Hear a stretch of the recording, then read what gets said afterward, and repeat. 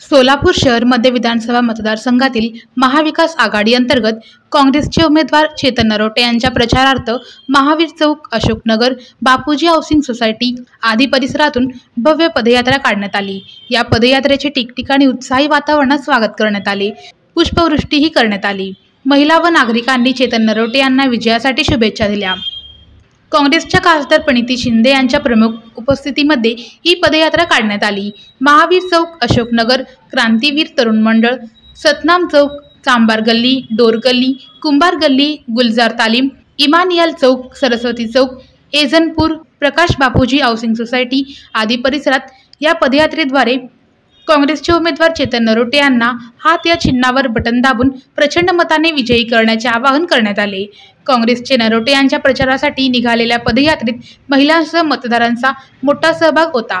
मतदारांनी ठिकठिकाणी पुष्पवृष्टी करून त्यांचे स्वागत केले, विजयाच्या शुभेच्छा देण्यात आल्या। विविध ठिकाणी नागरिकांनी पुष्पहार घालून अंतःकरणपूर्वक स्वागतही केले। काही ठिकाणी सुहासिनींनी त्यांचे औक्षण केले, विजयाचा आशीर्वादही दिला। गेल्या 3 टर्मपासून मतदारांनी मला आमदार म्हणून निवडून दिले। इतकेच नव्हे तर नुकत्याच झालेल्या लोकसभा निवडणुकीत खासदारही केले। आता याच मतदारसंघातून गिरणी कामगाराचा मुलगा असलेल्या चेतन नरोटे यांना भरघोस मतांनी निवडून देण्याचे आवाहन खासदार प्रणिती शिंदे यांनी केले। या पदयात्रेत सनी मैत्रे, आप्पासाहेब नावदीकर, राजेंद्र कोरे, सुरेश पाटोळे, लखन गायकवाड, नरसिंग असादे, क्रांतीवीर मधील सर्व पदाधिकारी व कार्यकर्ते मोठ्या संख्येने सहभागी झाले होते।